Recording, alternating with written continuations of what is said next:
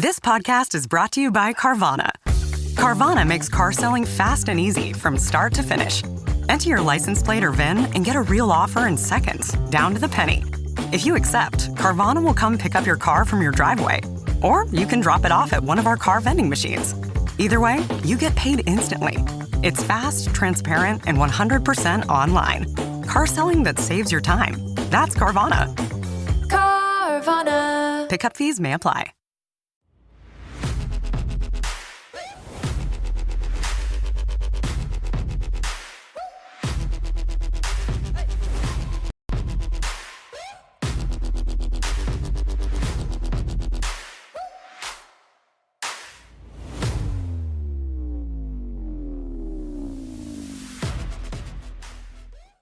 Bonsoir à tous, bienvenue sur Lucarne Américaine, 26e épisode.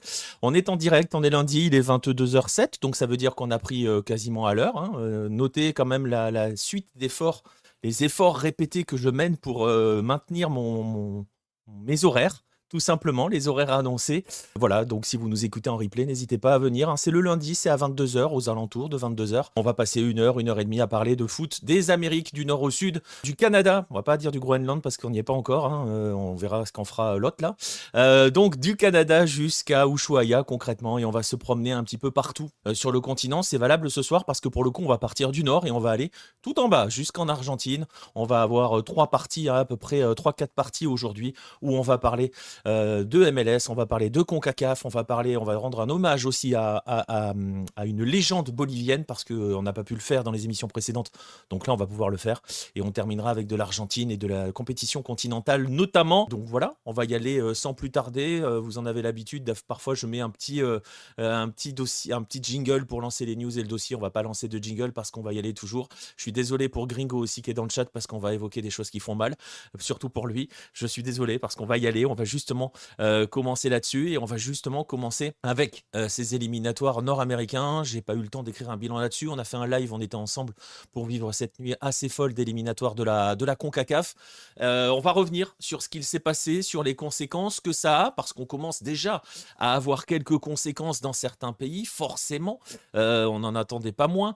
Donc on va parler de tout cela. On va quand même rappeler les classements avant la dernière journée et pour ceux qui n'ont absolument rien suivi de ce qu'il s'est passé en CONCACAF, je vais même aller plus loin dans l'explication du contexte. On est sur le tour final de qualification pour la Coupe du Monde 2026. Les 12 survivants ont été répartis en 3 groupes de 4 et un seul se qualifiait directement pour la Coupe du Monde 2026. Le vainqueur de groupe se qualifie, donc il y en a 3 qui sont restent à quai. 3 pas vraiment, parce que les 2 meilleurs deuxièmes décrochaient une place en barrage intercontinental. On va en parler dans un instant du barrage intercontinental, mais voilà. Et toujours pour dire, on a eu une soirée, donc une dernière soirée assez folle, parce que avant cette dernière journée d'éliminatoire, les groupes faisait qu'il y avait des finales dans tous les sens. Il y avait une finale à distance entre Panama et le Suriname dans le groupe A. Les 2 équipes étaient à égalité de points et jouaient des équipes qui étaient déjà éliminées. Il y avait une finale directe pour la qualification entre Curaçao et la Jamaïque dans le groupe B. Les 2 autres étaient déjà éliminés.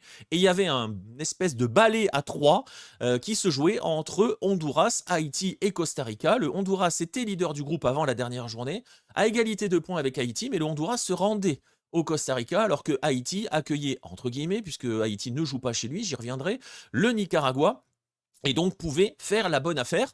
Et on l'avait dit aussi lors du live, le Costa Rica-Honduras, ça pouvait être un petit peu le match, comment dirais-je, le match des cocus, comme on dit, ceux qui vont rester à quai, et c'est finalement ce qui s'est passé. On va y revenir dans un instant, d'ailleurs on va y aller. Il y avait cette possibilité donc que Honduras et Costa Rica, s'ils ne s'imposaient pas, si aucun des 2 ne s'imposait, restent tout simplement à quai, et on va y revenir parce que c'est ce qu'il s'est évidemment passé. Vous avez tous vu les résultats, vous connaissez les résultats, on va les rappeler un petit peu quand même. On va quand même commencer par le groupe A. Forcément, je vais vous mettre le classement classement final parce que le Panama s'est imposé assez largement contre le Salvador. Et la surprise, ou pas d'ailleurs, hein, parce que finalement, ça a tenu à rien, hein, l'élimination du Guatemala. Le Guatemala a fait tomber le Suriname, 3-1, ce qui a permis à Panama de prendre la première place et donc la qualification directe pour la Coupe du Monde.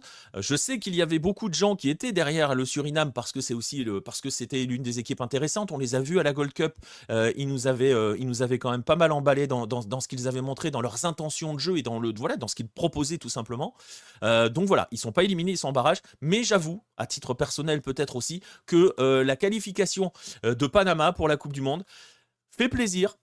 Elle fait plaisir parce qu'elle montre une chose, et je vais prendre un petit peu de temps justement pour en parler, parce que vous allez voir pourquoi quand on va mettre en relief avec les autres qui sont derrière. Parce que c'est le fruit d'un très long travail. Et c'est très important de garder cette notion de très long travail qui a été mené par Panama. Vous vous souvenez tous que Panama était à la Coupe du Monde 2018, et c'était déjà le fruit d'un travail, d'un processus qui avait démarré à la fin des années 2000, au début des années 2010, quand les frères Deli Valdés sont revenus au pays, donc Julio César et Jorge, Julio César Deli Valdés que vous avez vu, hein, notamment au Paris Saint-Germain, eux étaient revenus au pays avec la volonté justement de faire avancer les choses dans leur pays, des anciens joueurs du panaméen qui avaient envie que leur pays puisse progresser footballistiquement parlant, et ils avaient un modèle en tête. Ils ont eu un modèle, beaucoup ont eu ce modèle, peu l'ont gardé.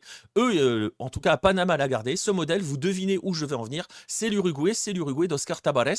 C'est le modèle selon lequel la sélection, c'est un club, et donc il faut fortifier les bases, fabriquer la jeunesse pour que ensuite les jeunes progressent dans les catégories et finissent en A, donc dans l'équipe première du club qui est la sélection. C'est ce qui a été mis en place.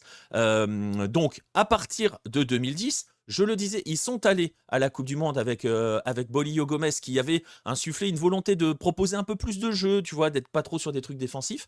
Et la deuxième révolution qui s'est inscrite dans cet esprit-là et qui est allée encore plus loin, c'est l'arrivée de Thomas Christiansen, le sélectionneur, qui est arrivé en 2020. Oui, en 2020, vous entendez bien, ça veut dire qu'il est là depuis 5, et donc il sera là depuis 6 ans quand il sera à la Coupe du Monde. Vous comprenez aussi, parce que vous savez que Panama n'était pas à la Coupe du Monde 2022, que Panama n'a pas jeté le bébé avec l'eau du bain quand ils ne se sont pas qualifiés à la Coupe du Monde 2022. Ils ont perdu leur place en qualificative à 2 journées de la fin, concrètement. Ils ont gardé Christiansen, et Christiansen, lui, il est allé encore plus loin avec son staff, c'est-à-dire qu'ils a conservé ce modèle, entre guillemets, ce modèle uruguayen, on va dire, de club sélection, et il a ajouté une petite touche bielciste, on va dire, puisque lui, avec son staff, ils ont passé leur temps, ils le font encore, à parcourir le pays pour donner des séminaires, des conférences, pour former les entraîneurs de demain, pour mettre en place tout cela, pour que tout infuse au niveau des clubs. Je le disais, c'est ce que faisait Bielsa au Chili. Il faisait la tournée du pays pour donner je sais pas si on peut dire des cours, mais vous voyez, des séminaires, des conférences, c'est le mot que je cherchais, pour viser à destination des différents entraîneurs du championnat chilien. Et voilà, la différence donc avec tous les voisins de la zone, c'est que dans ce système-là, vous voyez que la sélection était très proche des clubs, était impliqué avec les clubs, donc les clubs se sont impliqués derrière la sélection, et en fait tout le monde s'est mis derrière ce mouvement général qui a été initié, donc je disais, au début des années 2010 par les frères Deli Valdés, puisque l'État s'en est mêlé, et donc l'État et le secteur privé notamment. Le gouvernement a investi près de 170 millions d'euros pour rénover l'ensemble des infrastructures du pays, des infrastructures sportives, pour en faire des nouvelles et pour justement en construire de nouvelles. Ils n'ont plus voulu se dire on va essayer de s'appuyer sur des expatriés ou des binationaux qui ont un lointain machin. Non, on va former nos gamins. Du coup, ils ont mis en place ces infrastructures. C'était assez compliqué au niveau de la ligue de football panaméenne. Tout a été réformé. Ils ont mis en place la Liga Panameña de Football en 2009. Ils ont établi des passerelles et des ponts entre eux, la Ligue panaméenne, l'Espagne et le Costa Rica notamment. Thomas Christiansen vient d'Espagne notamment. Ils ont trouvé des financements privés, et ils ont surtout organisé la diffusion, la visibilité de leur championnat dans des stades qui ont été rénovés. Vous avez donc un produit phare qui est la première division panaméenne, qui permet aux jeunes qui se lancent dans le football de se dire on va pouvoir accéder au professionnalisme dans la ligue principale, qui est diffusée, qui se joue dans des bonnes conditions, qui a une visibilité et qui permet aussi de s'exporter. Le travail chez les jeunes, on le dit, moi j'en avais déjà beaucoup parlé quand on voit Panama qui depuis plusieurs années vient notamment au tournoi Révélo, le tournoi des U23, qui est un petit peu une sorte de coupe du monde des U23. Ils y viennent, ils l'ont gagné d'ailleurs, ils y viennent tous les ans, ils font tourner les effectifs, ils vont un petit peu partout. Et donc pendant ce temps-là, ce qui s'est passé, c'est que donc comme le mouvement a été initié, comme la vague a été initiée, tout le monde l'a suivi, les clubs se sont mis derrière ça, ont développé leur centre de formation, des académies ont été créées un petit peu partout dans le pays, il y a eu un gros maillage un peu à la sauce Bielsa, comme il le faisait au Mexique, notamment quand il était à l'Atlas, etc., etc. Tout ça toujours avec le soutien financier de l'État et du secteur privé. Des championnats nationaux ont été créés, ils sont, pour les U14 et les U16 notamment, la fédération a créé un département spécial pour former les recruteurs et les scouts de demain du pays. Donc, il y a une structure qui, en gros, va vous former, on va dire une formation diplômante pour devenir recruteur, dénicheur de talent. Et la dernière pierre de cet édifice-là, de cette progression linéaire dans le pays, c'est ce projet que vous voyez si vous avez les images. C'est le Clairefontaine panaméen qui est en cours de construction et qui va donc attirer l'ensemble des sélections. Et voilà donc pourquoi, en 15 ans, en ayant pris le temps, en ayant surtout gardé ce chemin, parce que c'est aussi le problème souvent des petites nations, traçant une voie, gardant cette voie même quand ça ne fonctionne pas, puisque en 2018, ça ne passe pas. Et effectivement, comme le dit Nostromo, 2014, ça passe pas si loin que ça non plus, ça préfigure 2018. 2022, ça ne passe pas, c'est pas 2018, 2022, ça ne passe pas, mais Christiansen reste, tout le monde continue de travailler. Et pour vous donner quand même, pour vous montrer que... Alors, je l'ai vu le message dans le chat en disant, c'est ce genre de processus, ça marche vraiment, ça marche souvent avec les petites équipes. Cette méthode marche pour les petites nations, elle marche pour tout le monde. Je suis pas sûr qu'on puisse considérer que l'Uruguay est une petite nation. Elle marche quand tout le monde se met derrière un même projet, mais ça veut dire, parce que c'est ça aussi le prix de tout cela, ça veut dire que sur le court terme, tu n'auras pas forcément des résultats. Ça peut arriver, c'est arrivé très vite pour Panama, mais ça peut aussi prendre un peu plus de temps, mais il faut surtout accepter cette possibilité d'échec. Et comme le disait Bielsa, l'important, c'est pas la destination, c'est le chemin pour y arriver, c'est le voyage. Et là, ils y sont arrivés, et les résultats sont là. Je vais vous donner juste quelques chiffres comme ça.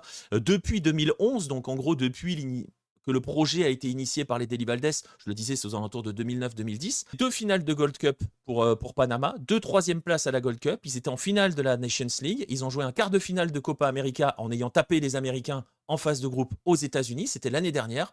En 2009, quand les Deli Valdés prennent tout cela en charge, le pays est 70e mondial au classement FIFA. En septembre dernier, ils étaient 29e. Aujourd'hui, c'était leur meilleur classement de toute l'histoire du pays. Ils sont actuellement 30e, juste derrière, pas très loin du Canada. Ils sont la 4e nation de la zone aujourd'hui en termes de classement FIFA. Et au final, on s'aperçoit qu'il faisait partie des prétendants. Et même si ça a été chaud, parce que le terrain, la vérité du terrain reste la vérité du terrain, ils seront à la Coupe du Monde. Et c'est franchement une vraie, une vraie récompense à tout ce travail qui a été mené. Alors pourquoi j'en parle ? Et parce que je l'ai vu dans le chat, Gringo, il a très bien vu où j'allais arriver. et il a mis le message, le jour où on aura envie de tous bosser ensemble sans conflit d'intérêt, voilà où je voulais arriver. Si j'ai fait ce petit focus là, c'est aussi par rapport à cette zone là, c'est parce qu'on va parler de ce qui s'est passé dans ce groupe B avec la Jamaïque qui a été incapable de battre Curaçao à la maison à Kingston. Curaçao avait besoin de ne pas perdre pour rester devant la Jamaïque dans le groupe B. Curaçao est resté devant la Jamaïque dans le groupe B. Curaçao sera donc la plus petite nation de l'histoire à disputer une phase finale de Coupe du Monde. On est assez content de les voir parce que pareil, on voit des choses sur le terrain. Alors eux, la politique, elle est évidemment différente. C'est un peu comme le Suriname, il y a une politique de binationaux, ça c'est clair.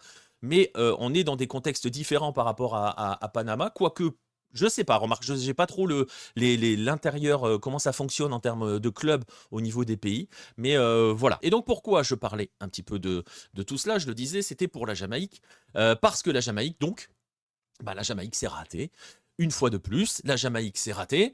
Elle n'a pas été capable de battre Curaçao à la maison. Et donc, elle était quand même, je remets le groupe pour ceux qui n'ont pas en tête, elle était quand même dans un groupe où le seul adversaire, c'était Curaçao, puisque Trinidad et Tobago et les Bermudes, C'était pas des adversaires qui allaient être amenés à véritablement lutter.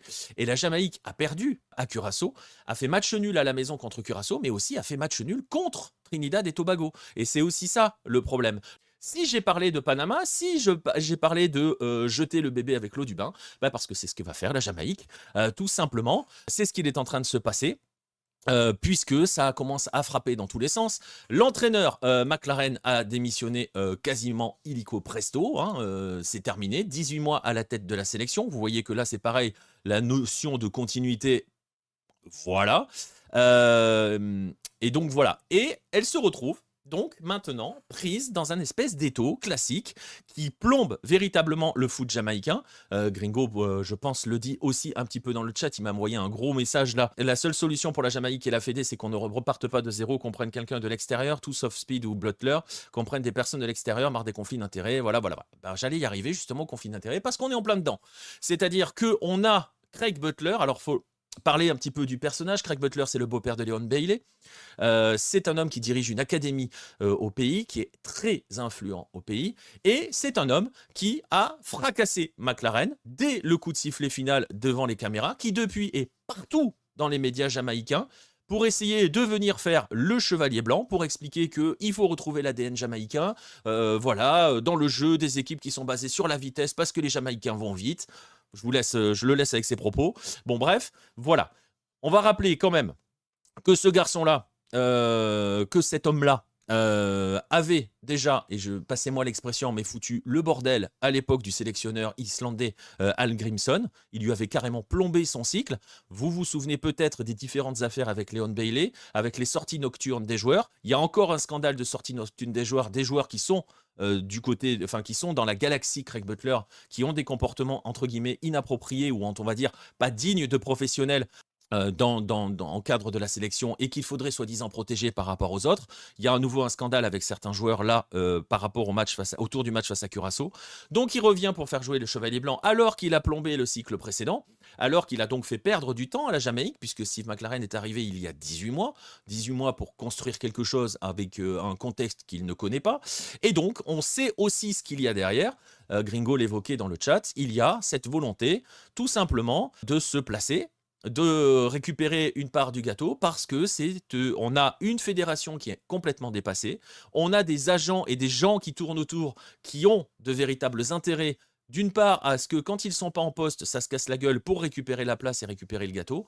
Vous avez au milieu de tout cela des binationaux qu'on veut essayer de faire venir, mais qui finalement ne veulent pas, mais en fait veulent peut-être parce que si jamais ça se qualifie pour la Coupe du Monde, on va y aller, mais on ne sait pas trop, que maintenant on commence à relorgner vers l'Angleterre, enfin vous voyez qui je vise, on ne le citera pas, mais voilà. Donc une situation qui est absolument ingérable, quel que soit le sélectionneur. Je parlais de Panama qui a passé donc, on est en 2025, presque 2026, presque 16-17 ans à construire pour en arriver là où il est. La Jamaïque ne passe pas 17 mois à construire quoi que ce soit. Le problème, c'est que dans ce contexte-là, dans le contexte actuel de la Jamaïque, tu peux mettre n'importe qui à la tête, ça ne marchera pas.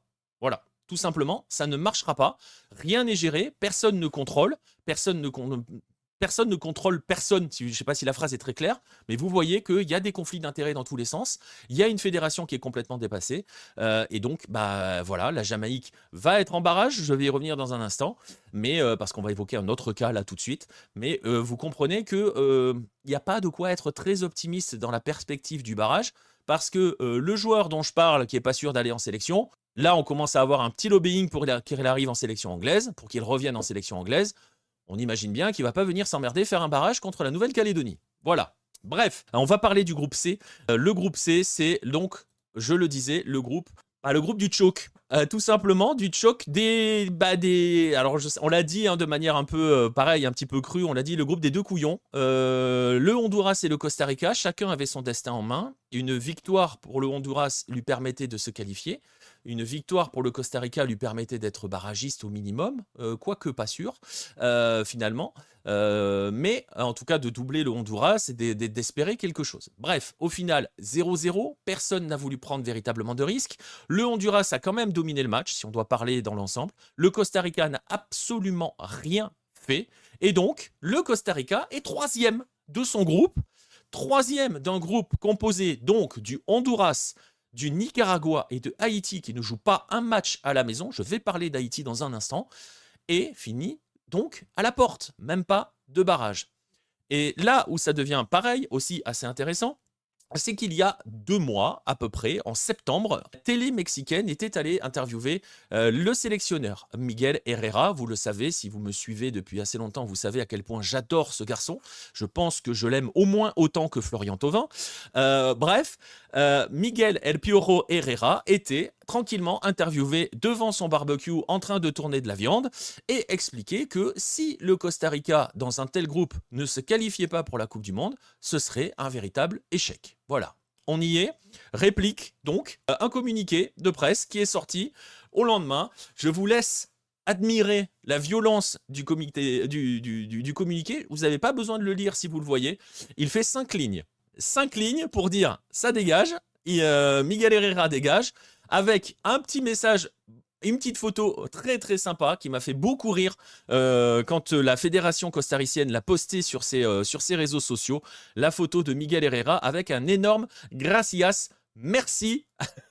Merci de ne pas nous avoir emmenés à la Coupe du Monde. Donc, Miguel Herrera est resté 10 mois à la tête de la sélection. Je rappelle qu'avant lui, c'était Gustavo Alfaro qui a été viré au lendemain de la Copa América, qui était resté aussi 10 mois. Que en fait, il y a, on en revient là-dessus, une instabilité absolument terrible. Et effectivement, Miguel Herrera ne pouvait pas rester à la tête de la sélection de la sélection costaricienne, de la tri, parce que effectivement, on est dans une campagne de qualification, et c'est ce que disait El Piojo Herrera d'ailleurs dans l'interview, où il n'y a pas le Mexique, il n'y a pas le Canada, il n'y a pas les États-Unis. Et donc, pour Miguel Herrera, le Costa Rica devait se qualifier, et pour tout le monde, le Costa Rica devait se qualifier. Si je vous remontre rapidement le groupe, vous voyez qu'ils sont 3e, donc pas beaucoup de points, mais surtout, ça veut dire que dans un groupe où ils ont accueilli le Honduras, Haïti et le Nicaragua, le Costa Rica termine avec une seule victoire, 4 matchs nuls et une défaite contre Haïti. Donc, c'est absolument terrible. C'est une énorme surprise. C'est en fait, en espagnol, on dirait un fracasso. Donc, voilà, un énorme échec. Mais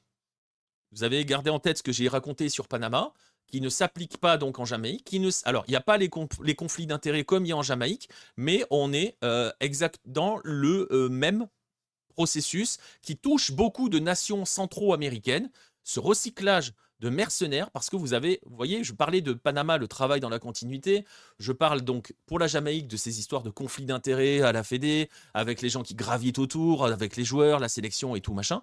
Là, au Costa Rica, on est dans la 3e manière de plomber une sélection et de plomber, entre guillemets, le développement d'un football local, c'est d'aller chercher un petit peu toujours le même type de profil de sélectionneur. Et ce qui fait mal, c'est terrible à dire comme ça, ce qui fait un petit peu mal au Costa Rica, c'est justement les héritages de certaines Coupes du Monde.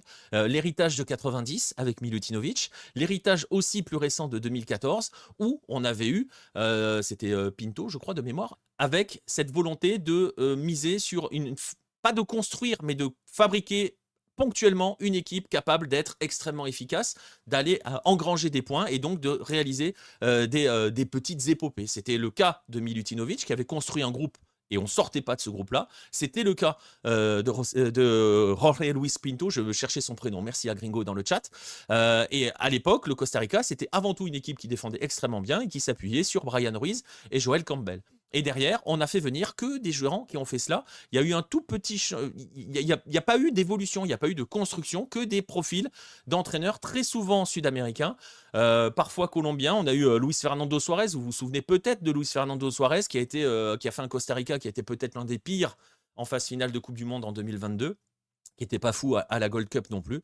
Voilà où en est le Costa Rica, sachant qu'en plus, et ça je l'ai déjà dit plusieurs fois dans différentes émissions, ce dont j'ai parlé pour Panama avec les clubs qui travaillent, qui avancent, tout le monde qui est main dans la main, qui travaille vers un même objectif, les clubs au Costa Rica sont en train de... Je ne vais pas dire mourir parce que c'est un peu faire les Cassandres, mais sont dans une très très grande difficulté pour déjà exister au sein de la CONCACAF. Ils ont été relégués derrière les clubs canadiens, je ne sais pas si on se rend compte du truc, en termes de visibilité, de place offerte en CONCACAF Champions et de choses comme ça. Donc il y a un football de club qui est en souffrance économiquement et sportivement parlant. Il y a un travail qui est mené que sur du court terme généralement avec la sélection. Miguel Herrera 10 mois, Gustavo Alfaro 10 mois. Voilà. Il y a un travail de fond, pareil, on est dans le même principe que beaucoup de sélections malheureusement. Il va falloir va falloir se mettre à construire et à travailler là-dessus. Bref, en tout cas, vous le voyez dans ce groupe, ce qui fait plaisir, c'est de voir Haïti. C'est de voir Haïti aller à la Coupe du Monde. Première fois, enfin pas première fois, mais première fois depuis 1974, dans un contexte qui malheureusement est toujours aussi compliqué pour ne pas dire autre chose. Voilà, c'était déjà le cas en 74, hein, à l'époque des Duvalier, où c'était un enfer autour de la sélection. Je vous invite d'ailleurs à aller lire, je vais faire un peu de promo, mais je vous invite à aller lire le papier que j'avais écrit dans le magazine numéro 3 et que j'ai publié sur le site en septembre, pendant la Copa América. Non, pendant la Gold Cup, pardon, je vais y arriver, au mois de juin dernier sur le site. Je vous mettrai le lien dans la description où justement il y a toute cette histoire de l'épopée de 74 avec des intervenants, hein, un joueur, Philippe Vorbe, des journalistes haïtiens. Je vous invite à le lire. Pourquoi ? Parce que c'est l'un de mes papiers que j'ai le plus kiffé écrire. Voilà, c'est un papier que j'ai adoré écrire et c'est un de mes préférés pour dire les choses. Il est sur le site. Il est aussi sur le mag en version digitale maintenant parce que le numéro 3 n'est plus disponible. Mais bon, ils sont de retour. C'est ce qu'on retient pour la première fois depuis 1974. Évidemment, l'exploit est immense, on va le dire. L'exploit est immense, je l'ai dit. Il y a un contexte local qui est absolument horrible. Il n'y a pas d'élection à Haïti depuis 2016. Il y a on va dire une administration temporaire qui est chargée d'organiser les élections. Elle devrait peut-être arriver en 2026. C'est les gangs qui font régner la terreur au pays. Donc Haïti n'a absolument jamais joué à la maison pendant ces éliminatoires, quand même. Jamais, jamais, jamais. Et il se qualifie premier de ce groupe-là devant Honduras et Costa Rica. Voilà, bravo les Grenadiers, on est très très contents. Bravo à Johnny Placide qui a fait des miracles dans les buts. Au Duc devant, voilà, on est content de voir Haïti à la Coupe du Monde, vraiment. C'est un vrai plaisir. Et en plus, on est doublement content, même si on est très en colère. On est content parce que ça emmerde Trump. Voilà, pour dire les choses un petit peu crûment, qui a décidé que les supporters haïtiens n'auront pas le droit de se rendre sur le sol américain pendant la Coupe du Monde, comme d'habitude. Hein. De toute façon, préparez-vous, il va nous mettre un bazar pas possible. Il est maqué avec son ami Gianni. On va pas aller plus loin dans l'histoire. On va sourire un petit peu sarcastiquement, dirons-nous, en se disant que c'est assez amusant de voir qu'il y a peu d'articles parlant de géopolitique, de leçons de démocratie, de lutte pour les droits de l'homme. Concernant cette Coupe du Monde 2026, il n'y en a pas autant qu'à la même époque, lorsque l'on parlait des dernières Coupes du Monde, les deux dernières. C'est assez amusant, on va pas faire les théoriciens de quoi que ce soit, mais c'est quand même assez amusant. On va rappeler, nous on l'a vécu avec la Gold Cup, que les Ice mettaient un bazar pas possible. On rappelle que certaines sélections qui étaient présentes à la Gold Cup, notamment le Guatemala, avaient demandé à leurs supporters de ne pas se rendre aux États-Unis parce que c'était risqué. Et quand on sait ce que ça veut dire dans les stades, notamment de la Gold Cup, et en termes de soutien, c'est très compliqué. Je rappelle que Trump a déjà menacé les supporters brésiliens d'être interdits de territoire. Donc voilà, il y a une diaspora haïtienne aux États-Unis, donc bon, oui, mais Ibra, l'ICE qui traîne aux abords des stades pour embarquer les gens, je peux t'assurer qu'on l'a vu pendant la Gold Cup, ça calme. Voilà, ça calme et les gens ne vont peut-être pas y aller. Est-ce qu'on est en train de se dire que la meilleure des choses qui pourrait arriver à Haïti, c'est d'être dans un groupe qui se joue au Canada ou au Mexique? On verra. On verra aussi, tiens d'ailleurs, si le tirage au sort arrange un petit peu les intérêts politiques de l'autre fou furieux qui tient la Coupe du Monde dans ses mains. Donc voilà. On va revenir sur cette image-là, qui est l'image que l'on retient, qui est donc la qualif d'Haïti, qualification directe, absolument magnifique d'Haïti. Je rappelle donc les trois qualifiés directs, Panama, Curaçao et Haïti. Et donc, en barrage, parce que le tirage s'est déroulé, en barrage, on va trouver notre chère Jamaïque et notre cher Suriname. La Jamaïque va être opposée à la Nouvelle-Calédonie, et le vainqueur de ce match-là jouera contre la RDC. Ça sera le 26 mars pour le match 1, les premiers matchs, on va dire les demi-finales, on va les appeler comme ça. Donc Jamaïque, Nouvelle-Calédonie d'un côté, et je vais le dire pour l'autre, Bolivie contre Suriname. Les matchs 1, donc ces sortes de qualifications pour la finale, donc entre guillemets des demi-finales, se joueront donc le 26 mars. Les finales sont prévues le 31 mars. Donc à Guadalajara pour Jamaïque et donc Nouvelle-Calédonie et RDC. Tout ça, c'est à l'Akron, à Guadalajara. Et de l'autre côté, pour la Bolivie, malheureusement, pour la Bolivie, pas de véritable altitude, puisque ça se jouera à Monterrey, au Géant d'Acier, qui est à 400 mètres d'altitude, je crois, alors que Guadalajara, c'est 1500, donc c'était peut-être un petit peu mieux. Bref, donc Bolivie-Suriname le 26, et le vainqueur affrontera l'Irak en finale. Rendez-vous donc 26 et 31 mars. Voilà pour les éliminatoires nord-américains. Voilà pour faire le point global. J'avais pas eu le temps de faire un article là-dessus parce que les derniers jours ont été quand même, vous l'avez vu, un peu denses. On va quand même, j'évoquais la Bolivie. On va faire une petite parenthèse parce qu'on est obligé de faire cette parenthèse-là. On va parler de la Bolivie un instant pour rendre hommage surtout à une personne, un homme qui est décédé le 14 novembre dernier à l'âge de 72 ans, Xavier Ascargorta. Ça ne vous parle peut-être pas si vous êtes un peu jeune, je ne sais pas, ou si vous avez un petit peu, si vous avez quelques histoires là-dedans. On verra, peut-être que vous savez qui c'est. En gros, c'est un basque, un basque espagnol, qui a été joueur à l'Athletic Bilbao notamment, mais qui surtout reste dans l'histoire du football bolivien, et vraiment dans l'histoire du football bolivien, parce que c'est lui qui a offert à la Bolivie sa dernière qualification à la Coupe du Monde. C'était aux États-Unis en 1994. Les plus anciens se souviennent de cette Bolivie qui a joué en match d'ouverture, notamment de la Coupe du Monde 1994, la Bolivie du Diablo Echeverri, de Platini Sanchez. Donc voilà, Xavier Ascargorta était le sélectionneur. C'est lui qui avait été nommé un an et demi avant à peu près, en 93, à la tête de la sélection. Ça avait créé de véritables remous, de véritables scandales à l'époque, parce que il avait été extrêmement mal accueilli. Il y avait un article aussi dans le Lucarno Posé magazine numéro 3 sur la campagne bolivienne de 94.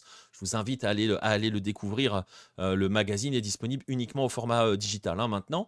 Il avait quand même, je peux vous donner quelques exemples, il avait essuyé de sacrées critiques, parce qu'un Espagnol qui débarque en Bolivie pas très loin de l'anniversaire de l'indépendance, voilà. Il y avait des articles de presse qui disaient encore un Espagnol qui vient voler la Bolivie. Vous voyez le niveau des phrases. Donc voilà, c'était extrêmement violent. Donc c'est lui qui a construit cette Bolivie de 94. C'est lui qui avait aussi permis à la Bolivie de gagner son premier match. Je vois le message de Jérém, je suis né 2 mois après, donc aucun souvenir.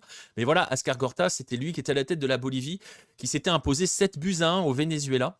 Premier match de la campagne des éliminatoires dans le groupe. Ils étaient avec le Venezuela, le Brésil et l'Uruguay. Et la Bolivie s'était qualifiée avec le Brésil, futur champion du monde. Le Brésil qui avait perdu en Bolivie 2-0. Il y a toute une histoire avec une malédiction, avec un crapaud et tout. C'est exceptionnel. Je vous invite à aller lire l'article. Bref, ils avaient gagné 7-1 au Venezuela. Et je vais faire très mal à Football Chileno qui est dans le chat. Le 7-1 au Venezuela, c'était jusqu'à la victoire au Chili, là, dans cette campagne d'éliminatoire pour la Coupe du Monde, la dernière victoire de la Bolivie en déplacement en 1993. Donc, ils sont restés pendant 67 matchs sans gagner un seul match en déplacement. C'était Ascargorta qui en était le sélectionneur. Ascargorta a aussi et a fait plusieurs ensuite. Il est passé notamment par le Real Madrid. Désolé, Football Chileno, j'arrête. Il est passé aussi notamment par les équipes de jeunes du Real Madrid, par les équipes du Real Madrid, je ne sais plus à quel niveau, parce que je sais que le club lui a rendu hommage à la suite de son décès le 14 novembre dernier. Et quand il est revenu en Bolivie, notamment, il est revenu du côté de Bolivar. J'ai vu passer le message dans le chat tout à l'heure. C'est lui qui emmène Bolivar en demi-finale de la Libertadores 2014 avec Juan Micalejón notamment. Certains s'en souviennent peut-être, l'Espagnol qui a cartonné en Bolivie. Et donc, c'est lui qui avait emmené Bolivar dans cette fameuse demi-finale. Ils avaient pris 5-0 au match aller contre San Lorenzo. Horrible compétition de Libertadores 2014, finale absolument affreuse. Mais Bolivar était allé en demi-finale avec donc Xavier Ascargorta, le basque le plus bolivien ou le bolivien le plus basque, choisissez de l'histoire, mais en tout cas véritable légende du football bolivien. Et donc il fallait absolument lui rendre hommage, c'était absolument essentiel. On était donc sur les barrages, on est allé en Bolivie, on va revenir un tout petit peu en Amérique du Nord. On va revenir sur cette annonce qui a été faite et qui concerne la MLS. On va parler un tout petit peu de MLS. puisque l'annonce est tombée, on le sentait venir, hein, on savait qu'elle allait arriver, on ne savait pas trop quand ça allait véritablement concerner, quelle époque de MLS ça allait concerner. C'est donc les nouveaux formats, le nouveau format de compétition qui va se préparer à MLS. En fait, il y a eu 2 annonces. La première, c'est donc le changement de calendrier. On savait que c'était dans les cartons, je le disais. On se demandait s'ils allaient le faire au moment de la Coupe du Monde, après la Coupe du Monde. Voilà, ça va être après la Coupe du Monde. Ça sera pour la saison 2027-2028. Donc la saison prochaine de MLS va rester au format actuel, c'est-à-dire qu'elle va démarrer en février, elle va faire une pause pendant la Coupe du Monde et elle se terminera en décembre. Donc elle va courir sur l'année. Mais par contre, pour l'année 2027, la saison va démarrer et va s'appeler, d'ailleurs, ne s'appellera plus 2027, mais s'appellera 2027-2028. Le calendrier est le suivant. Elle démarrera. Pour l'instant, on nous dit mi-juillet ou fin juillet, donc on va dire dans le courant du mois de juillet, et elle s'arrêtera avec la fin, avec les playoffs au mois de mai, avec une finale prévue fin mai, avec au milieu de tout cela, parce que ça a des conséquences quand même de changer le calendrier de cette manière-là, pas forcément qu'en termes de visibilité vis-à-vis des calendriers des autres sports, mais c'est surtout que l'hiver, dans certains territoires américains, ça va être extrêmement compliqué de jouer. On pense à Denver pour le Colorado Rapids, on pense à Montréal par exemple. Ça risque d'être extrêmement compliqué. Souvenez-vous peut-être ou pas, mais je peux vous le rappeler, de certains matchs éliminatoires de la Coupe du Monde 2022 qui se disputaient par des températures normalement contre-indiqué pour la pratique du football parce que ça peut descendre très fort. Donc, on aura une trêve, on aura un winter break, une trêve hivernale entre le mois de décembre et le mois de février, un petit peu à l'image, je crois, de ce que fait la Bundesliga. Je crois qu'elle s'arrête très longtemps justement à cause de ces impacts météorologiques. Donc, voilà, ça veut dire 6 mois sans rien faire. Pas du tout, on va en parler dans un instant. Justement, tu sais quoi, c'est ma transition. Tiens, tu me fais ma transition. Vous avez bien compris dans le chat, je suis en train de dire la MLS 2026 va se terminer en décembre et la MLS 2027-2028 va démarrer en juillet. Mais on fait quoi entre? Eh bien, on va faire un petit peu comme on avait fait en Uruguay. Quand l'Uruguay est revenu sur son calendrier annuel, on va faire ce que l'on appelait en Uruguay un torneo intermedio. On est aux États-Unis, donc on va pas l'appeler comme ça.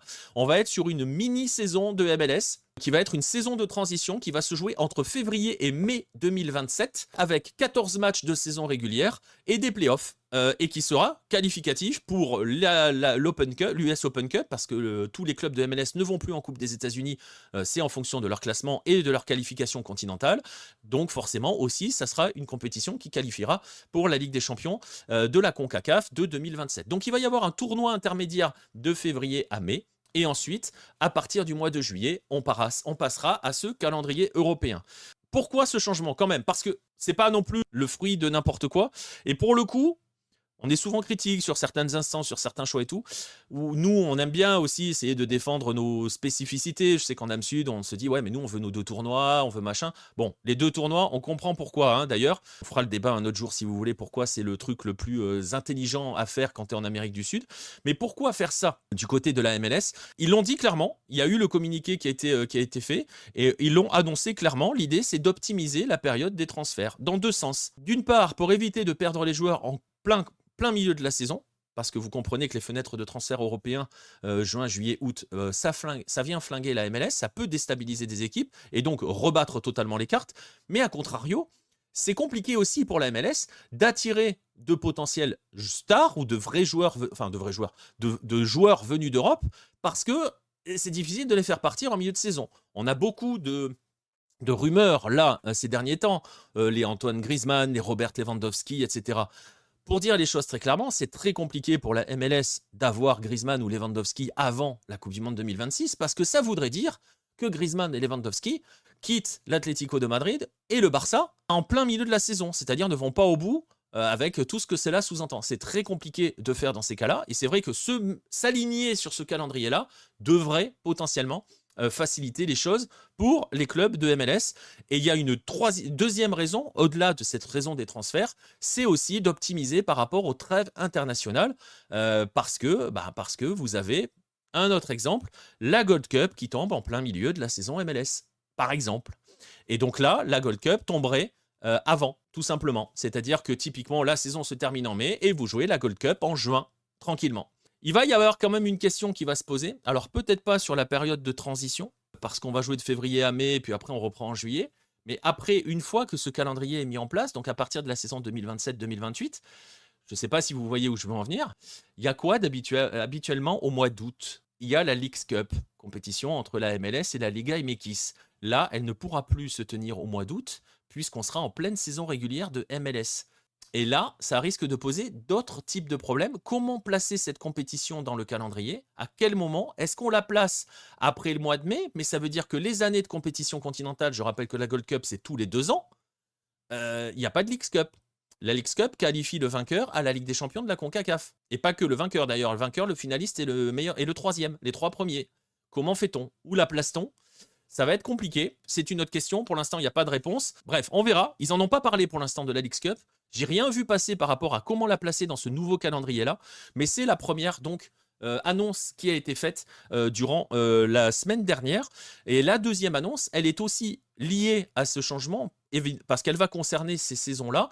C'est cette fameuse annonce sur le MLS Season Pass. Vous le savez, si vous voulez suivre la MLS, à l'heure actuelle, le seul moyen, c'est de s'abonner au MLS Season Pass qui coûte 15$ par mois ou 99 à l'année, je crois, quelque chose comme ça. Donc voilà, qui vous donne accès à la MLS, à la Leagues Cup, à la MLS Next Pro, etc., etc. J'entre pas dans le détail de l'offre. Ceci n'est pas une vidéo sponsorisée. Donc voilà. De toute façon, ça sert à rien puisque l'annonce qui a été faite, c'est que le Season Pass disparaît et la MLS va être inclus dans l'abonnement Apple TV, donc l'abonnement que certains ont pour voir des séries, des films, etc., etc. Donc la MLS va être incluse là-dedans à partir de la saison prochaine, de 2026, donc avant même de changement de calendrier. Je peux même vous dire que c'est déjà le cas, puisque les playoffs sont accessibles gratuitement pour les abonnés à Apple TV. Selon l'équipe, et c'est le seul endroit où j'ai trouvé l'information, parce que ça nous concerne, nous Français. Vous savez que Apple TV est compris dans certains abonnements à Canal+, donc il est possible via MyCanal de regarder des séries et des films sur Apple TV. L'équipe nous annonce que donc la MLS sera donc accessible dans l'offre, dans l'abonnement via MyCanal. On verra. Personne n'a rien dit. J'ai rien vu passer de confirmation de cela à part ce papier de l'équipe. Ce que je peux dire, c'est que les playoffs sont pour l'instant gratuitement sur Apple TV. Ils ne sont pas disponibles via la plateforme Apple TV de MyCanal. On va aller dans le détail un petit peu de cette histoire parce que voilà, il y a eu l'annonce qui a été faite. Voilà. Apple TV, plus de Season Pass, en fait c'est la fin du paywall, hein, tout simplement, c'est le mot que l'on utilise, c'est-à-dire qu'avant, voilà, la MLS était cachée derrière un abonnement spécifique, il n'y en aura plus.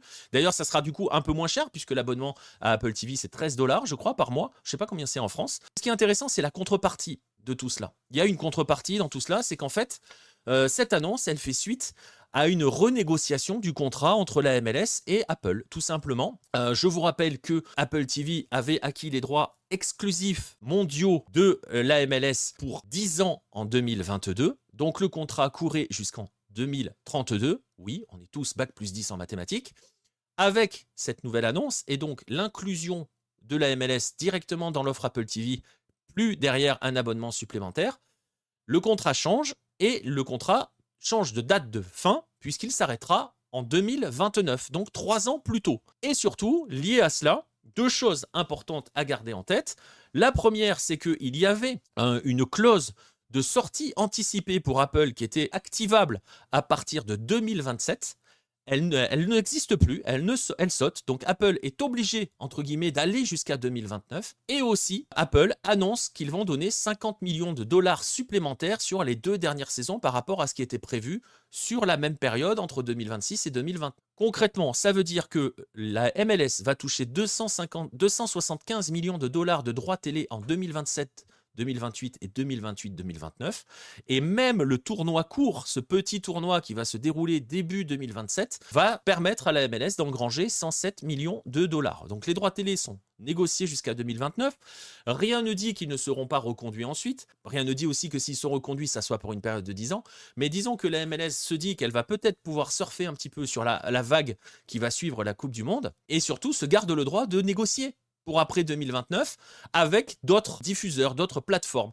Il y a aussi, je ne l'ai pas dit, mais je vais le préciser, ça parle peut-être à ceux qui sont un petit peu du milieu, mais il y a aussi un autre point qui est important dans ce contrat, c'est que la MLS garde le droit jusqu'à 2029 de pouvoir négocier avec la télévision. C'est-à-dire qu'elle peut vendre des matchs à la télé. Vous avez des matchs qui sont diffusés à la télé sur les réseaux télévisés aux États-Unis et au Canada notamment. Donc elle garde ce droit-là. C'est pas une exclusivité totale pour Apple TV. Ça ne l'est déjà pas et ça va le rester comme ça. Ce qui est intéressant, c'est donc cela. Alors, certains y ont vu un aveu d'échec. Don Garber a été interviewé. Don Garber, c'est le commissioner, c'est le patron de la MLS. Il a été interviewé par CNBC Sport l'année dernière et il avait dit que les abonnements Season Pass avaient dépassé les attentes, mais on n'a jamais eu le moindre chiffre. Alors la première chose qu'on se dit, c'est ok, le Season Pass, le paywall pour cacher, pour aller voir la MLS, c'est un fiasco. Donc ils arrêtent l'histoire. Surtout que Apple non plus n'a jamais donné le moindre chiffre. Après, on peut y voir aussi l'autre aspect. Comme je le disais, c'est l'aspect où chacun est gagnant. Parce que Apple TV, dans son offre, et là je ne parle pas d'Apple TV chez nous, je parle d'Apple TV notamment aux États-Unis. En octobre dernier, il a été annoncé qu'Apple TV avait acquis les droits de la Formule 1. Et donc, pareil, inclus dans son offre Apple TV. C'est-à-dire que vous avez les séries, les films et la Formule 1. Et donc là maintenant, elle ajoute le football, elle ajoute la MLS. Elle a enrichi son catalogue sport. La MLS gagne un petit peu plus d'argent sur cette période-là. Donc elle peut miser là-dessus et elle peut aussi donc se mettre à vouloir aller négocier avec d'autres. Il y en a d'autres qui sont intéressés, deux plateformes, Comcast qui appartient plus ou moins à NBC et Paramount qui a Paramount Plus et tout le réseau avec CBS qui sont déjà prêts à bondir selon certaines rumeurs. Bref, en tout cas ça va être intéressant à suivre parce que ça va arriver dans un contexte particulier aussi. On parle de la saison 2027, 2028, 2028, 2029. Donc on parle de la fin de ce cycle avec Apple. Si jamais c'est la fin du cycle, ça peut continuer derrière. Et ça va arriver, cette fin de cycle, en même temps que la fameuse USL Division 1 dont on a déjà parlé dans une émission qui, elle, est plus ou moins maquée avec CBS, avec le CBS Network. Je vais rappeler ce que c'est. Pour ceux qui avaient raté cette émission-là et qui ne savent pas ce dont je suis en train de parler, aux États-Unis, quand on parle de football aux États-Unis, on considère que la MLS, c'est la première division et on parle parfois de l'USL en disant c'est la deuxième division. C'est un peu un raccourci rapide, c'est un peu un abus de langage parce qu'il n'y a pas de passerelle, il n'y a pas de promotion-relégation en MLS et les deux divisions ne sont pas gérées par les mêmes personnes. En fait, ce qu'il faut retenir, c'est qu'aux États-Unis, il y a deux ligues professionnelles, il y a deux LFP, entre guillemets, il y a la MLS et il y a l'USL. L'USL, elle a plusieurs divisions qui existent déjà, vous les voyez sur ce tableau si vous avez la vidéo. Il y a l'USL Championship, la Ligue 1, la Ligue 2. La Ligue 2 est une division semi-pro, il y a quelques clubs professionnels, mais beaucoup de clubs amateurs, ils sont 144 dans l'USL 2, donc il y a un maillage territorial de fou. Et donc, pour l'instant, aujourd'hui, la meilleure division du USL, qui s'appelle l'USL Championship, est considérée comme une division 2 parce qu'elle ne remplit pas le cahier des charges fixé par la fédération pour être une D1. Et notamment, une D1, ça doit qualifier aux compétitions continentales, ce qui n'est pas le cas du Championship. Voilà. Retenez ça, c'est simple. Si vous voulez en savoir plus, je mettrai le lien. Il y a un dossier qui avait été consacré justement à l'annonce de l'arrivée de la Division 1 en USL. Et donc, je disais, ça va être intéressant parce que ça va arriver en même temps que la Division 1, qui, elle, maintenant, aujourd'hui, enfin, pas aujourd'hui, ça n'a pas été annoncé ce lundi, mais aujourd'hui est annoncée pour démarrer en 2028. On nous avait dit au début que ça serait après la Coupe du Monde 2026. Là, c'est pour 2028. J'en profite pour faire une petite mise à jour, d'ailleurs, des dernières informations sur cette Division 1. Donc, Division 1 qui qualifiera pour la Conca Champions et qui donc sera la concurrente directe de la MLS. Il y aura deux premières divisions aux États-Unis. Exactement comme le dit Nacio, il y a une différence majeure qui va se mettre en place avec cette Division 1 en USL, c'est qu'il y aura pour la première fois dans l'histoire du football, dans l'histoire du sport aux États-Unis, un système de promotion-relégation. À la fin de la saison, on en sait un petit peu plus, à la fin de la saison, la plus mauvaise équipe de Division 1 sera reléguée en Championship et remplacée par la meilleure équipe de Championship. Il faudra quand même remplir le cahier des charges avec des stades, avec un nombre d'habitants et avec un ticket d'entrée quand même pour aller dans l'USL qui est moins élevé. Ce que l'on sait, et c'est là où je voulais en venir, 3 clubs ont déjà annoncé leur candidature pour la Division 1. Louisville City, North Carolina et Pittsburgh Riverhounds. Ce sont ces 3 clubs-là. On sait aussi que Détroit et Sacramento, qui ont été des candidats pour aller en MLS, ont initié des projets de nouveaux stades qui rempliraient le cahier des charges de l'USL Division 1. On sait qu'il y a d'autres équipes, notamment du côté de Miami, Miami FC notamment, qui sont pas très loin de cette histoire-là. Tout le monde est en train de s'organiser, certains sont en train de construire des stades, certains les ont déjà. Je parlais des Auckland Roots à l'époque, ils sont aussi dans la boucle. Il faudra 12 équipes minimum la première année, 14 équipes la troisième saison. C'est la règle pour rester une première division, hein. C'est le cahier des charges. Mais je vous renvoie vers le dossier. Et donc, toutes ces renégociations de contrats de MLS vont arriver dans cette période-là, où il y aura un concurrent direct. Donc c'est un pari risqué, parce qu'aujourd'hui, on sait que l'USL est extrêmement populaire. Beaucoup de clubs de MLS ont des histoires en USL. On était sur Cincinnati hier, qui s'est fait torcher par Miami. Cincinnati a gagné, entre guillemets, son ticket en MLS parce que c'était l'une des équipes les plus populaires du USL. Enfin, dans le sens, elle remplissait son stade. Elle avait un stade fou et c'était une des plus grosses ambiances du USL. Donc la question, c'est ça, c'est revient à ce que dit Wade. Est-ce que l'USL peut affaiblir la MLS? On ne sait pas. On verra à quoi ressemblera cette première division, mais ça peut poser quelques problèmes quand on va arriver à la fin du contrat entre la MLS et Apple TV. Est-ce que avoir MLS plus USL ne peut pas affaiblir le foot aux USA? J'en avais parlé dans le dossier à l'époque. C'est ce qui a tué le football professionnel aux États-Unis dans un autre contexte, mais c'était à la fin des années 20, début des années 30.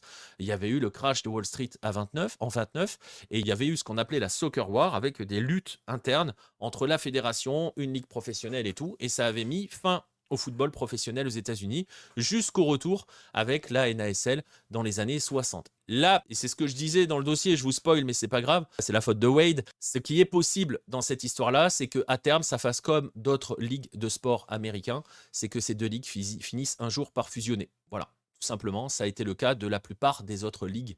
Je crois que la NBA est le produit d'une fusion, la NFL est le produit d'une fusion. Le baseball aussi, je crois, enfin toutes les grandes ligues nord-américaines sont des produits de fusion de ligues professionnelles indépendantes. Et après, c'est aussi lié, et je l'avais expliqué, je crois que je l'ai expliqué dans un live, c'est que il y a aussi des époques où les ligues professionnelles s'organisaient en ligue territoriale, parce que c'était compliqué de voyager. Là, c'est différent, mais voilà, c'est un petit peu confusant pour les fans occasionnels qui ne suivent pas régulièrement. Ouais, c'est pour ça qu'on va avoir, nous aussi, un gros travail pour expliquer tout cela. C'est pour ça aussi que je prends un petit peu le temps, que j'en ai reparlé là, parce que c'est des choses qu'il va falloir prendre en compte quand il y aura renégociation des droits de la MLS, parce que, très honnêtement, si l'USL se construit avec des clubs solides, et il y a des clubs solides qui jouent en USL, donc si ça se construit, et si ça arrive déjà, je parlais de la potentialité pour la MLS d'aller négocier avec Paramount et avec CBS. CBS est déjà avec l'USL. Donc les appels d'offres, les futurs appels d'offres ne risquent d'être peut-être plus faibles que celui qu'ils ont eu avec Apple. Après, il y a un monde avec lequel ils continuent avec Apple. Sachant que on va arriver, et ça sera le dernier point là-dessus, on va arriver 2027-2028, c'est la dernière saison, notamment, de Lionel Messi. Et donc, on n'aura probablement plus l'effet Messi lorsqu'il faudra commencer à renégocier les contrats. Donc il y a beaucoup de choses, ça va être intéressant, ça va bouger. De toute façon, il y a le catalyseur Coupe du Monde qui va jouer son rôle aussi. Et il va se passer des choses parce qu'on est dans un pays où il se passe toujours des choses, notamment vis-à-vis de tout cela. Mais en tout cas, tout ce qu'il faut garder en tête, pour rester plus pragmatique pour vous, suiveurs français de la MLS, il faudra surveiller si on l'a sur Canal l'année prochaine dans l'offre pour ceux qui ont l'abonnement qui ouvre Apple TV. Et sinon, il faudra juste prendre un abonnement Apple TV. Et en gros, concrètement, pour dire les choses très vulgairement, c'est-à-dire en parlant d'argent, ça coûtera moins cher. On va aller sur le dernier dossier de la semaine, sur la dernière news de la semaine. Je le disais qu'on allait finir en Argentine. On va finir en Argentine. On est obligé de finir en Argentine parce que vous l'avez peut-être vu, il s'est passé encore des choses. Il se passe toujours des choses en Argentine. Je ne parle pas encore de l'Anous, mais il s'est passé des choses en Argentine ce week-end. Vous le savez peut-être, on est en pleine période de play-off en Argentine. Pour ceux qui ne suivent pas le football argentin, qui ne savent pas comment ça fonctionne, en Argentine, on a 2 tournois dans l'année et des tournois qui sont en fait sur des modes un peu MLS, un peu Liga MX, peut-être plus un peu MLS, parce qu'on a créé 2 conférences, 2 groupes de 15 équipes, et à l'issue des journées de phase régulière, on va qualifier les 8 de chaque groupe pour les playoffs, et on obtient le tableau que vous avez actuellement sous les yeux en les croisant, c'est-à-dire que le meilleur, l'équipe première de la zone A, va affronter le 8e de la zone B, et ainsi de suite, et ainsi de suite. Comme d'habitude en Argentine, on va pas parler de ce qu'il se passe, parce que la grande spécialité des instances argentines, c'est de s'amuser à changer les règlements en cours de saison, ou de changer les choses, de rajouter des choses. On se souvient qu'il y a quelques années, en cours de saison, il s'était dit « Ah finalement, cette année, il n'y aura pas de descente ». Donc là, rien de cela, mais une décision, une seule, qui a mis le feu aux poudres. Cette décision, c'est cette photo. C'est des joueurs de Central avec André Di Maria qui mettent la main sur un trophée. Quel trophée, me direz-vous? Vous avez vu qu'il y avait écrit Campeón de la Liga 2025. Voilà, Rosario Central a été décrété champion de la Liga 2025. Alors vous allez me dire, mais attends, tu me parles de Rosario Central qui est champion alors que le championnat n'est pas terminé. Sachant qu'il y a eu un vainqueur du tournoi d'ouverture qui était Platense. Ils sont champions, ils sont considérés champions parce que peut-être que Gianni Infantino a donné des idées à Chiqui Tapia, le président de la fédération argentine, et à sa bande. Rosario Central a gagné, est l'équipe classée première de la table annuelle. La table annuelle, c'est le classement combiné entre le tournoi d'ouverture et le tournoi de clôture qui est en train de se disputer là. Si je ne vous ai pas perdu, c'est très fort. Voilà, bref. Donc en gros, pour faire simple, je vous ai dit que l'Argentine marche comme la MLS. En gros, ils veulent marcher plus ou moins comme la MLS. Et ben en fait, c'est le vainqueur de la saison régulière. Le cumul des deux phases régulières, c'est le vainqueur de la saison régulière, Rosario Central, vainqueur de la saison régulière. Et donc, ils ont un nouveau titre. C'est exactement ça, c'est le Supporters Shield argentin. Voilà. Alors, c'est assez amusant parce que cette décision est au cœur d'une guerre, mais une vraie guerre qui a été lancée. Parce que quand l'annonce a été faite, quand la fameuse petite photo a été postée avec Di Maria qui met la main sur le trophée, George Brown, etc., il y a un club qui a réagi. Il y a un club qui s'est réveillé et qui a mis un tweet. Ce club, c'est Estudiantes et voici le tweet. En gros, le club explique, je vais vous le traduire, le club Estudiantes de La Plata communique auprès de ses sociaux, socia et supporters et communautés que lors de la réunion du comité exécutif de la Ligue professionnelle du football argentin, il n'y a eu absolument aucun vote par rapport à la question de reconnaître le titre de champion de la Liga 2025. En d'autres termes, ils expliquent, il n'y a pas eu de vote, c'est Tapia qui a décidé tout seul de refiler un titre à Central. En gros, voilà la réponse, et il y a eu des répliques. Et les répliques, vous allez voir, si vous n'avez pas l'habitude du football argentin, vous allez kiffer. Vraiment, vous allez kiffer parce que vous allez voir que voilà, ça tire à balles réelles. Ça tire à balles réelles. La réponse, tout de suite, tweet cité, vous le voyez, 10 minutes après le tweet. La personne qui tweet là s'appelle Pablo Tovigino. Pablo Tovigino, je vais vous le mettre en photo, il est à côté de Chiqui Tapia. C'est le trésorier de la fédération argentine. Je vous remets son tweet si vous avez la vidéo, je vous le lis si vous nous écoutez, et je vais garder les 3 premiers mots parce qu'ils sont importants. Il répond « Sir, en anglais, c'est très important, la réponse, le début en anglais. Ce n'est absolument pas un compliment en Argentine. Je peux vous expliquer pourquoi dans un instant c'est des anglais. Je vais l'expliquer après. Je vais aller au bout du tweet qu'il a marqué. Vous ne pouviez pas rester en retrait. Vous deviez participer à la campagne médiatique de déstabilisation et de terrorisme contre la fédération et ses dirigeants. Viens donc à une réunion du comité exécutif. Tu découvriras la dynamique du football argentin qui a fait de toi ce que tu es. Garde ton sang-froid. Ah oui, j'oubliais, il y a eu un vote à l'unanimité et en présence du vice-président de ton club. Une seule personne est visée dans ce tweet, avec le sir, et ensuite en lui parlant directement. Cette personne, c'est Juan Sebastián Verón, le président d'Estudiantes. C'est lui qui est clairement visé, d'une part parce que il lui dit que son vice-président était là et lui est le président, et aussi parce qu'il y a le sir. Alors pour ceux qui ne savent pas, Juan Sebastián Verón est surnommé l'anglais en Argentine par tous ceux qui le détestent. Pas par ceux qui l'aiment, mais ceux qui le détestent le surnomment l'anglais. Pourquoi l'anglais? On va remonter un petit peu dans l'histoire. Pour la Coupe du Monde 2002, à l'époque, Verón est à Manchester United, réalise une Coupe du Monde 2002 absolument dégueulasse. Il sort à la mi-temps dans le match contre l'Angleterre où il est horrible, et lors du dernier match contre la Suède, le match qui peut qualifier l'Argentine mais qui ferait sauter l'Angleterre, il entre en jeu et il est horrible. Il gâche notamment le dernier coup franc, l'un des derniers coups francs du match. Il y a une scène mythique avec Marcelo Bielsa où Bielsa lui dit « Lève la balle, envoie-la loin ».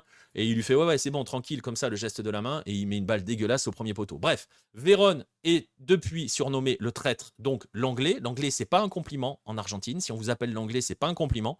Et c'est comme ça que l'on surnomme Juan Sebastián Verón. Et c'est comme ça que donc notre cher Pablo Tovigino a décidé, c'est sur ce ton-là qu'il a décidé de répondre à ce tweet d'Estudiantes de La Plata et donc de tout de suite envoyer une balle vers Juan Sebastián Verón. Dans la foulée, c'était fin de semaine dernière, c'était juste avant la finale de Sudamericana de Lanús.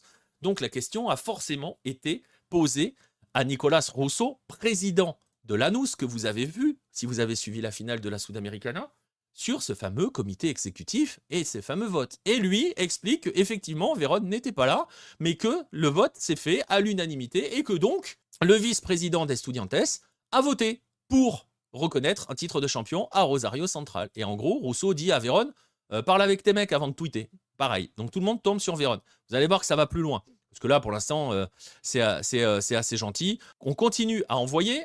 Là, l'étape suivante, parce que l'ironie du destin, je vais vous remettre juste le tableau. Vous avez vu ce qu'il y a, si vous avez la vidéo, ce qu'il y a en haut à droite de l'image. En haut à droite de l'image, en huitième de finale, c'est Rosario Central contre Estudiantes. Voilà donc que notre cher Pablo, on va l'appeler Pablo, que notre cher Pablo publie un nouveau tweet dans lequel, Pablo Tovigino, publie un tweet dans lequel il attaque encore plus fort Juan Sebastián Verón, parce que là on est sur un combat de mecs où ça va voler très très haut. Je vous le traduis, pour ceux qui le voient et pour ceux qui nous écoutent, vous aurez ce qui est écrit. Que 2026 nous attende, t'attendent ou nous attendent. Fais bien attention à toi, prends bien soin de toi. Béret multicolore. Béret multicolore, c'est Vérone, parce que Vérone a un béret, a l'habitude d'avoir un béret, donc il s'attaque à sa tenue vestimentaire. Donc il lui dit, prends bien garde à toi. Fais bien attention à toi. Il faut maintenant respecter le règlement qui a été établi par l'instance dirigeante, l'association d'Argentine. Et donc, il joint un petit document. Et ce document, c'est celui-ci. C'est un point de règlement, une injonction venant de la fédération argentine qui oblige Estudiantes de La Plata à faire ce que l'on appelle le pasillo, ou la haie d'honneur, au champion qui vient d'être sacré en Argentine. Et donc, Estudiantes, pour le match face à Rosario Central, est obligé, contraint par la fédération à réaliser ce fameux pasillo pour les champions que sont Rosario Central. Alors vous imaginez que on est parti sur une guerre, on va y aller jusqu'au bout. Il s'est passé quoi hier à Estudiantes Rosario Central? Voilà le pasillo des joueurs d'Estudiantes. Je vous mets juste une photo.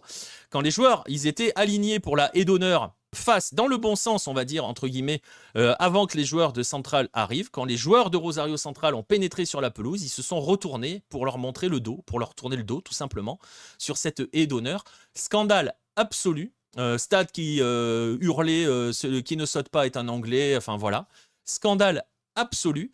Et là, toute la notion de menace qui a été faite par Pablo Tovigino va prendre aussi son sens. Alors, je vois le message dans le chat, dommage, c'est pas Newell's. Newell's n'a rien dit. Aucun club n'a rien dit, il n'y a que Estudiantes. Parce que c'est là où on va aller. Estudiantes a une idée cachée derrière. Et si ils sont aussi violents du côté de la fédération, de la bande à Chiquitapia envers Vérone, c'est parce que Vérone attaque depuis très longtemps, on en a déjà parlé, la fédération argentine. Je rappelle que Juan Sebastián Verón est très offensif sur la volonté de privatiser le football argentin. J'en ai parlé déjà ici, quand on avait parlé des SAD. J'en ai même parlé le week-end dernier chez Zach Nani, quand j'ai parlé de la lutte pour Lanús contre l'Atlético Mineiro, la vision de deux modèles de football qui s'affrontaient concrètement. Juan Sebastián Verón a le soutien et l'appui de Macri et Milei pour mettre en place les SAD au pays. Je rappelle qu'il s'était maqué avec Foster Gillett, qui était un temps annoncé pour prendre l'Olympique Lyonnais. Finalement, l'histoire elle est tombée à l'eau parce que l'argent n'est jamais arrivé. Qu'entre-temps, Foster Gillett, on l'a appris, avait un club uruguayen, Rampla Juniors, qui vient de tomber en 3e division et ils vont se barrer. Donc voilà. Et donc, très honnêtement, le fais attention à toi, le prends soin de toi, le cuidate, c'est une vraie menace. Ça a été écrit dans le chat. C'est une vraie menace, très clairement. Surtout que, avec le fait que ça a complètement capoté avec Foster Gillett et que donc il y a un gros problème d'argent à Estudiantes, il y a des dettes assez importantes. Ils ont fait venir par exemple Medina, mais c'est Foster Gillett qui a payé. Donc ils n'ont pas d'argent, il va falloir vendre. Ça va être le gros problème. Et le fais attention à toi, ça veut dire on va pas te rater garçon. Donc voilà, oui, Vérone est pro SAD, un vrai anglais. Mais oui, bah après ça continue d'alimenter la légende, tu vois ce que je veux dire. Donc voilà. Et pour le coup, c'est vrai que c'est là que ça devient particulier parce que on sait que la bande à Tapia, c'est une mafia. Il y a un article sur Lucarne Opposé. Je vous invite à aller le lire, l'article qu'on a fait avec Vincent, pour que vous voyez ce qui est en jeu aussi. Et je vais y arriver dans un instant. Il y a cette mafia-là. C'est une mafia, comme à l'époque de Grondona. Donc, on ne va pas les défendre non plus. Mais eux, pour l'instant, défendent le modèle des associations. C'est ça qui est particulier. C'est pour ça, le monde n'est jamais blanc ou noir. Et face à eux, ils ont Estudiantes, qui est le seul à se plaindre. Parce qu'on ne va pas se mentir, tout le monde en a rien à foutre du titre de Central, en fait. Parce que c'est ça qu'il faut dire aussi, c'est que tout le monde s'en fout que Central ait levé un trophée Voilà, hein, tout le monde s'en fout. Hein. Vous n'avez pas entendu de réaction de Boca, de River, tout le monde s'en fout en fait. Donc voilà, il n'y a que Estudiantes. Donc il y a une arrière-pensée aussi derrière tout cela. Il y a cette lutte qui est en jeu. Il y a d'autres éléments qui sont en jeu. C'est toujours pareil dans ces histoires-là. Sachez que c'est une guerre de mafia, concrètement, une guerre d'intérêts. Vérone, dès qu'il peut faire chier la Fédé, il va le faire parce que lui veut mettre en place les SAD. C'est le seul moyen qu'il a de sauver son club. On va dire ça les choses comme ça. De l'autre côté, Tapia et sa bande font en sorte de s'en mettre plein les poches en nourrissant leurs meilleurs copains et en faisant monter des clubs. On a parlé de Barraca Central, de Riestra qui s'affrontent là. On va les retrouver soit en Libertadores, soit en Sudamericana l'année prochaine, les amis. Hein. Préparez-vous. Donc voilà. Et donc, on avait Central Cordoba en Libertadores cette année, hein, dans le groupe de Flamengo et de la LDU. Bref, tout ça pour dire que c'est une guerre de mafia. C'est aussi cela qui est très difficile quand tu t'intéresses au football argentin, parce que quand tu suis le championnat, tu sais que les dés sont pipés en fait. Comme à la grande époque de Grondona, mais encore pire, là on est dans les années 70 en gros. Voilà, donc on va se régaler, c'est continuer à être règlement de compte à Hockey Coral. Voilà, ça continue à être le western, hein, comme j'ai vu passer dans le chat. Je vais quand même résumer parce que la décision avec ce titre de champion de Rosario Central, c'est le moment pour vous de prendre des notes, ça sera la dernière, hein, avant la fin de l'émission. Donc prenez des notes les amis. En 2026, les clubs argentins vont lutter pour 8 titres. Le tournoi d'ouverture, le tournoi de clôture, le trophée des champions, le Trofeo des Campeones, qui va opposer les vainqueurs de ces 2 tournois. Ça fait 3 titres. Okay. Ensuite, vous avez donc le vainqueur de la table annuelle, le Campeón de la Liga, le petit nouveau donc. Vous avez aussi un truc qui va s'appeler le Campeón del Ano, le champion de l'année. Ça va être une triangulaire qui va être organisée, donc un tournoi à 3, qui va être organisé entre le vainqueur de l'Apertura, le vainqueur du Clausura et le leader de la table annuelle. Ça, c'est le champion de l'année. Vous avez ensuite la Copa Argentina. Vous avez la Super Copa Argentina qui oppose le vainqueur du Trophée des Champions au vainqueur de la Copa Argentina. Si vous me suivez, les gars, vous êtes forts. Hein. Vous avez la Super Copa Internationale qui va bientôt s'arrêter. Normalement, c'est la dernière édition l'année prochaine. Elle est née en 2022. Qui, elle, oppose le vainqueur de la table annuelle, donc celui qui a gagné le trophée, le Campeón de la Liga, à celui qui a gagné le Trofeo des Campeones. Ça peut être le même en plus. Donc voilà. C'est un bordel pas possible. Et donc voilà, on va s'amuser. On aura peut-être après d'autres petits trophées, hein, je sais pas, des trophées, je sais pas, le vainqueur, le trophée de la meilleure équipe du mois de janvier. Voilà, on aura peut-être 27 titres de champion. On rigole, mais certains de ces titres-là permettent de se qualifier pour les compétitions continentales. Ah, ils sont pires que la LFP, mais quand je disais chez Zach l'autre jour, quand je ne sais plus de quoi je parlais à ce moment-là, ah si, pour les arbitres, je disais nous à côté on est des enfants, mais les instances à côté on est des enfants.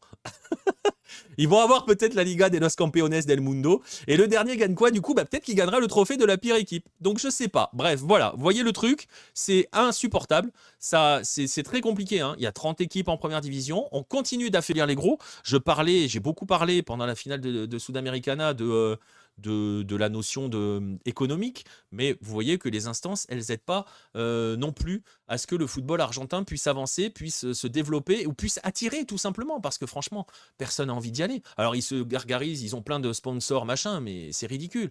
Et bon, bref, voilà. On arrive au terme de l'émission. Merci à tous ceux qui ont suivi dans le chat, tous ceux qui viennent pour suivre l'émission en direct les lundis à 22h. Donc, merci à vous tous d'avoir été là dans le chat. Merci à tous ceux qui écoutent l'émission en replay, que ça soit sur YouTube ou que ça soit sur les différentes plateformes de podcast. N'hésitez pas à le faire, parce que vous avez peut-être noté que y a un petit peu de sponsor sur les enfin pas de sponsor mais de publicité pardon sur les écoutes sur la version podcast. C'est aussi important pour nous, on essaye de trouver un petit peu des moyens comme on peut, hein. On a un doc à réaliser, nous on n'a pas d'argent. Donc voilà, on essaye d'en trouver. Bref, en tout cas, merci à tous ceux qui nous suivent sur ces différentes plateformes, à ceux qui laissent des commentaires, qui laissent des pouces, tout ce qu'il faut laisser pour que ça remonte un petit peu. On se retrouve ce week-end ici ou ailleurs. Et ici et ou ailleurs même, on peut dire ça ainsi. Merci à vous tous de nous avoir suivis, merci à tous ceux qui écoutent en replay. On se retrouve lundi prochain, normalement, pour l'épisode 27 de Lucarne américaine. D'ici là, bonne semaine de foot, et bonne semaine notamment sur Hello TV. Salut tout le monde.